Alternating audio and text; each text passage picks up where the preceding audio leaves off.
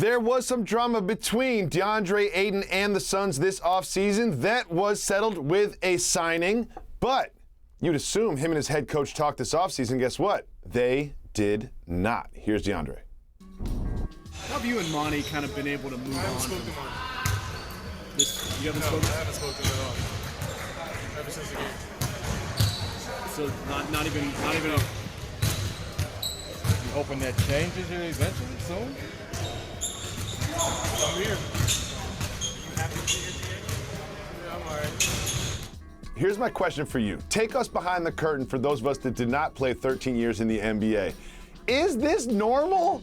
Do you really not talk to your head coach during the entire offseason? From you losing Game 7 in the conference semis to media day preseason, they did not text, they did not talk. That is odd to me. Is that odd in general terms? So let me rewind the tape from the previous discussion. Didn't I tell you that when the Nets got swept and when KD asked to be traded and Nash be fired and Sean Marks to get fired, there was nothing to talk about? There's nothing to talk about. Like, we were the most disappointing team in the playoffs. We just covered the two most disappointing teams in last year's playoffs. The Nets and the Suns. So when you get bounced like the Suns get bounced, ain't nothing to talk about, fam. Now, let me give you a teaching moment, though.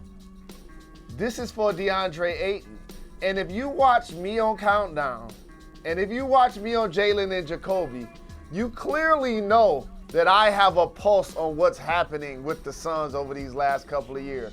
Yep. Even when I'm saying it way too early. So just let me tell you this. Here's how this actually works. This is on the player to seek out his head coach, especially after you get your new deal. Mm-hmm. See, here's a mistake that young people make so many times.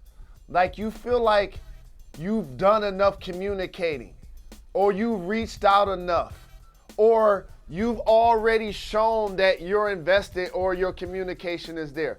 No, this is something that evolves. That man is one of the best basketball minds in the NBA, one of the best coaches in the league, right? He's the reason that the Suns got turned around. Monty Williams is the reason. He's also the reason that they were able to bring in Chris Paul. He could have had the Lakers job and turned it down for this job, okay? So now he becomes the head coach. He leads you to the finals. And DeAndre Ayton plays as well as he's played in his entire career. Last year, and they lose to the Bucks. Now this year you lose and it's ugly. You end up on the bench, the numbers are bad, CP3's numbers are bad. Like the Suns went out in flames. But if you're Ayton, Jacoby, if y'all not talking before you sign the deal, once you sign the deal, you gotta pick up the phone.